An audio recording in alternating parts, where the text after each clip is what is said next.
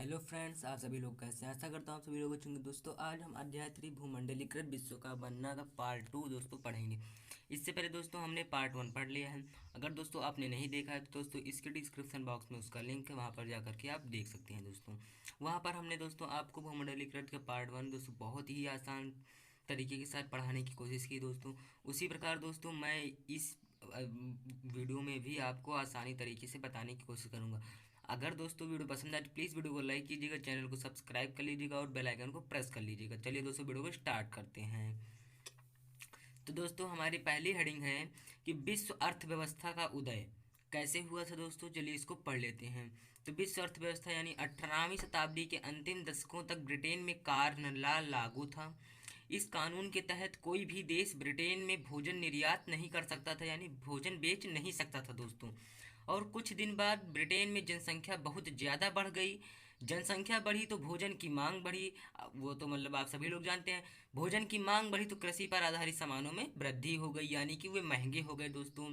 अब अगला पॉइंट है दोस्तों कि इससे पहले कि ब्रिटेन में भुखमरी आती तो ब्रिटेन की सरकार ने कार्न, दोस्तों यहाँ पर है ला कार्न लॉ को समाप्त कर दिया दोस्तों। कार्न लॉ को समाप्त कर दिया, जिससे अलग अलग देश के व्यापारियों ने ब्रिटेन में भोजन निर्यात करने लगे, यानी भोजन बेचने लगे दोस्तों। भोजन की कमी में बदलाव आया तो विकास होने लगा। जब भोजन की कमी बदलाव आ गया तो विकास होने लगा दोस्तों। अब इससे बात का है कि कार्न लॉ लागू रहने के पहले क्या हुआ। तो दोस्तों अब कार्न लॉ लागू रहने के पहले क्या था कि भोजन की मांग बढ़ गई थी, भोजन के दाम बढ़ गए थे और जनसंख्या बढ़ गई थी कार्न लॉ लागू रहने के पहले। अब जब कार्न लॉ लागू हट गया, यानी हट गया जब, तो क्या हुआ, व्यापार बढ़ा दोस्तों। सभी देश के लोग व्यापार करने लगे और उपभोग में समस्या, यानी ज़्यादा भोजन हो गया और विकास होने लगा। व्यापार ही किसी देश के विकास की सबसे बड़ी बात है, ये उनको पता चल गया। अब व्यापार में किस प्रकार वृद्धि किया गया, तो चलिए दोस्तों उसको देख लेते हैं। नए जहाज बनाए गए, रेलवे का निर्माण किया गया, स्टेशन, अब जिससे रेलवे स्टेशन बनाने पड़े दोस्तों। अगर वीडियो पसंद ना, वो वीडियो समझ में ना आए दोस्तों, पीछे स्किप करके देख सकते हैं दोस्तों। मजदूरों की ज़रूरत पड़ी तो मजदूर को पैसे देने के तौर पर पूंजी का प्रवाह हुआ दोस्तों। जैसे जैसे सामान का निर्माण किया गया वैसे वैसे भोजन का स्थानांतरण होता गया। सामान का निर्माण होगा, व्यक्ति सामान यहाँ से वहाँ ले जाएगा, उसी के साथ उसका भोजन भी जाएगा दोस्तों। यानी सब एक दूसरे से जुड़ा है, इसे ही वैश्वीकरण कहा जाता है। वैश्वीकरण में तकनीक का बहुत बड़ा योगदान है दोस्तों। अब तकनीक का क्या योगदान है, चलिए उसको पढ़ लेते हैं दोस्तों। तो तकनीक का जैसे रेलवे, जहाज, भाप के इंजन, टेलीग्राफ आदि सब तकनीक की ही देन है। ये सभी चीज़ें जो हैं वो तकनीक की ही देन है। इसके बिना 19वीं सदी में आए हुए परिवर्तन की आप कल्पना भी नहीं कर सकते। इस अगर तकनीक का योगदान ना होता तो 19वीं सदी में जो परिवर्तन किए गए उसकी कल्पना नहीं की जा सकती थी दोस्तों। ये सभी चीज़ जो आई है ये सभी तकनीक की ही देन है दोस्तों। तो दोस्तों अगला पॉइंट है कि यानी वैश्वीकरण की कल्पना नहीं की जा सकती। तकनीक की देन यानी वैश्वीकरण की कल्पना नहीं की जा सकती। अब इसका एक उदाहरण है कि 1870 के दशक यूरोप से अमेरिका को मांस निर्यात नहीं किया जा सकता था। यानी वहाँ पर जिंदा जानवर ही भेजे जाते थे और जिंदा जानवर ले जाकर वहाँ अमेरिका में उसको काटा जाता था। अब जो जिंदा जानवर ले जाया जाएगा, लेकिन देखिए यहाँ पर जिंदा जानवर बहुत ज़्यादा जगह गिरते थे और बहुत सारे जानवर लंबे समय तक मर जाते थे या फिर बीमार हो जाते थे और बहुतों का वजन कम हो जाता था। यानी जिस कारण जो व्यक्ति यहाँ से वहाँ जानवरों का निर्यात करता था उसको बहुत घाटा होता था। इसलिए यूरोप में, यानी यूरोप से जो जानवर भेजे जाते थे वो अमेरिका में बहुत महंगे बिकते थे, जो कि गरीबों की पहुंच से बाहर था, जो कि गरीब लोग नहीं खरीद सकते थे दोस्तों। तो दोस्तों अब इसके लिए क्या किया गया, इसके लिए जहाज वाली फ्रिजों का निर्माण किया गया। इसी वजह से मांस खाना एक बहुत महंगा सौदा था, जो कि यूरोप की जनसंख्या से बाहर था। जो यूरोप में लाया जाता था मांस अमेरिका से, वो इनकी जनसंख्या के बाहर था। यानी अब इन सभी समस्याओं को ख़त्म करने के लिए फ्रिज वाली जहाज़ों का निर्माण किया गया दोस्तों। यानी फ्रिज वाली जो जहाज़ें थी उनका निर्माण किया गया। जब अमेरिका में ही जानवरों को, जब वहीं से जानवरों को काट कर मांस में बदल दिया जाता था और उनको फ्रिज वाली जहाज़ों में रख करके अमेरिका, ऑस्ट्रेलिया, न्यूजीलैंड सब जगह यूरोप से मांस को ही भेजा जाता था, जिसके कारण मांस जो था वो सस्ता भी बिकता था और आसानी से चला जाता था, जैसे किसी को कठिनाई भी नहीं होती थी दोस्तों। अब आप यहीं से समझ लीजिए कि तकनीक का इसमें कितना बड़ा योगदान है दोस्तों, कि तकनीक अगर ना होती तो दोस्तों 19वीं सदी की कल्पना नहीं की जा सकती थी दोस्तों। अब इससे न केवल इसको ले जाने के खर्चा कम हुआ, बल्कि यूरोप में मांस के दाम भी गिर गए। जो यूरोप में मांस के दाम भी गिर गए। अब 19वीं सदी के आखिरी में उपनिवेशवाद, अब उपनिवेशवाद क्या है?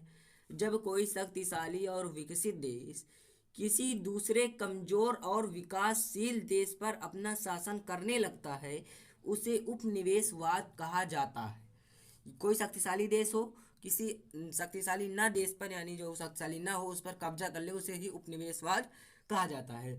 यानी अफ्रीका में यूरोपियों ने शासन करना प्रारंभ कर दिया था।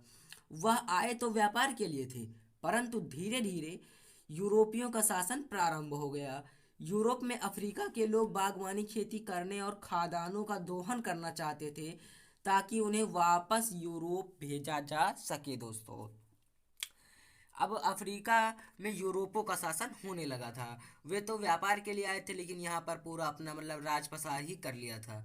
परंतु वहाँ पर कोई भी मजदूर पैसे या वेतन पर काम नहीं करता था, क्योंकि उनके पास, अब दोस्तों, वे जो वहाँ के मजदूर थे आज की तरह पैसे पर काम नहीं करते थे।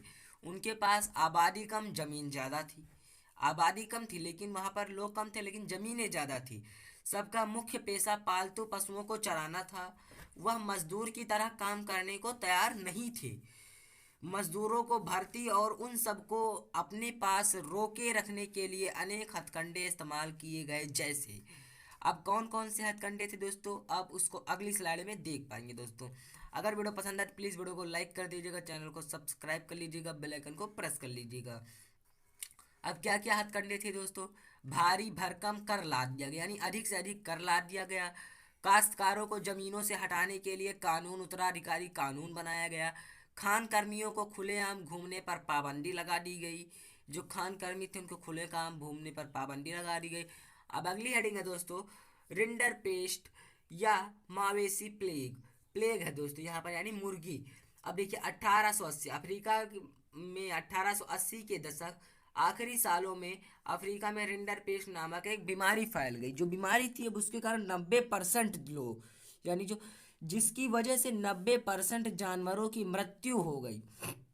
यानी आधे से क्या दोस्तों, पूरे ही जानवरों की मृत्यु हो गई। और अपनी सत्ता को मजबूत करने और अफ्रीकियों को श्रम बाजार में ढकेलने के लिए वहां के बागान मालिकों ने, खान मालिकों और औपनिवेशिक सरकार ने बचे पशु भी अपने कब्जे में कर लिया। अब वहाँ पर दोस्तों पशु तो बचे नहीं थे, और सरकार ने जो बचे थे उनको अपने कब्जे में कर लिया। अब अफ्रीका के लोगों के पास कोई दूसरा काम नहीं था। उनका मुख्य पेशा था जानवरों को चराना, लेकिन जब जानवर कम हो गए तो उनके पास जानवर रह ही नहीं पाए, और उनके पास एक ही विकल्प था कि यूरोपियों के लिए काम करे दोस्तों। अब अगर उनके पास पैसा नहीं है तो उनको यूरोपियों के लिए काम करना ही पड़ेगा, नहीं तो दोस्तों वे क्या कर सकते हैं। जो रिंडर पेस्ट बीमारी थी उसी के कारण सारे जानवर मर गए थे दोस्तों। ये एक प्रकार की जानवरों की बीमारी थी, जिसके कारण अफ्रीका में जानवर कम पड़ गए। अब अफ्रीका के लोगों को यूरोपियों के लिए काम करना ही पड़ेगा। अब अगला हेडिंग है दोस्तों, कि भारत से अनुबंधित श्रमिकों का जाना। जो भारत है वहाँ से अनुबंधित श्रमिकों को जाना दोस्तों। देखिए अब ये थोड़ा सा बड़ा हो सकता है, कि जब कोई व्यक्ति किसी मजदूर को एक निश्चित समय अवधि के लिए भाड़े पर ले जाता है, यानी भाड़े पर व्यक्ति को ले जाता है और उसे किसी अन्य देश में ले जाकर काम दे देता है, उसे अनुबंधित श्रमिक कहा जाता है दोस्तों। अब 19वीं सदी में भारत और चीन के लाखों मजदूरों को बागानों, खदानों व सड़क रेल निर्माण परियोजना में काम कराने के लिए दूर दूर देशों में ले जाया जाता था। भारत के ज़्यादातर अनुबंधित श्रमिक मौजूदा पूर्व उत्तर प्रदेश, बिहार, मध्य प्रदेश, भारत और तमिलनाडु के सूखे इलाकों से जाते थे दोस्तों। अब ये हेडिंग आपको क्वेश्चन इसमें से दे दिया जाएगा, आपको इसी को पूरा उसमें लिखना रहेगा। इसको याद कर लेंगे तो आपको क्वेश्चन लिखने में आसानी होगी दोस्तों। अब इसी का अगला पॉइंट है कि अप्रवासी को जाना है, क्या काम करना है, यात्रा के साधन क्या होंगे, काम व जमीन के हालत क्या होंगे, इस बारे में उन्हें सही जानकारी नहीं दी जाती थी। ये सभी कारनामे के बारे में उनको सही जानकारी नहीं दी जाती थी, जिसके कारण लोग इसे नई दास प्रथा भी कहने लगे। 1921 में इसे खत्म कर दिया गया। अब दोस्तों अगर कहा जाए कि नई दास प्रथा किसे कहा जाता था, यहीं से एक क्वेश्चन बन सकता है, तो आप इसको लिख सकते हैं दोस्तों। यानी क्वेश्चन इसी हेडिंग से बनेंगे दोस्तों, आपको इस हेडिंग को पूरा याद कर लेना चाहिए दोस्तों। अब अगला है कि विदेश में भारत उद्गमी दोस्तों। अब इसमें क्या होता था दोस्तों कि विश्व बाजार के लिए खाद्य पदार्थों व फसलें उगाने के लिए वास्ते पूंजी की आवश्यकता थी। बड़े बड़े बागान के लिए तो बाजारों और बैंकों से पैसा लिया जा सकता था, लेकिन छोटे किसानों का क्या होता। जो छोटे किसान थे वे क्या करते, तो वे शिकारी, यानी वे शिकारपुर, श्राफ ऑफ नाटो कासई चटयारो, यह उन सारे बैंकों और व्यापारियों में से थे जो मध्य एवं दक्षिण पूर्व एशिया में निर्यातमुखी खेती के लिए कर देते थे। यानी ये एक प्रकार की बैंक है दोस्तों, जिसका नाम बड़ा अटपटा सा है। पहले की बैंक भी अटपटी, मतलब उनका नाम बड़ा अजीब रहता था, तो उसी प्रकार यहाँ पर भी दोस्तों नाम बड़ा अजीब है। इसके लिए वह या तो अपनी जेब से पैसा लगाते थे या यूरोपीय बैंकों से कर्ज लेते थे दोस्तों। तो ऐसा करता हूँ यहाँ तक आपको समझ में आ गया। अब दोस्तों अगली स्लाइड आपकी स्क्रीन पर रही कि अफ्रीका में यूरोपीय उपनिवेशकारों के पीछे पीछे भारतीय व्यापारी और महाजन भी जा पहुँचे। भारत के लोग भी बंदरगाहों पर अपने बड़े एम्पेरियम खोल दिए और इन सभी के सभी सबसे आगे थे हैदराबादी सिंधी व्यापारी, जिन्होंने 1807 के दशक दुनिया भर के बंदरगाहों पर अपने बड़े बड़े एम्पोरियम खोल दिए दोस्तों। इसमें सबसे ज़्यादा जो थे वे हैदराबादी थे, जो यहाँ पर सबसे ज़्यादा थे वे हैदराबादी और सिंधी व्यापारी थे, जिन्होंने 1807 के दशक दुनिया भर के बंदरगाहों पर अपने एम्पोरियम खोल दिए। अगर दोस्तों ये वीडियो आपको समझ में आ रही है तो प्लीज़ वीडियो को लाइक कर दीजिएगा, चैनल को सब्सक्राइब कर लीजिएगा, बेल आइकन को प्रेस कर लीजिएगा अगली वीडियो पाने के लिए।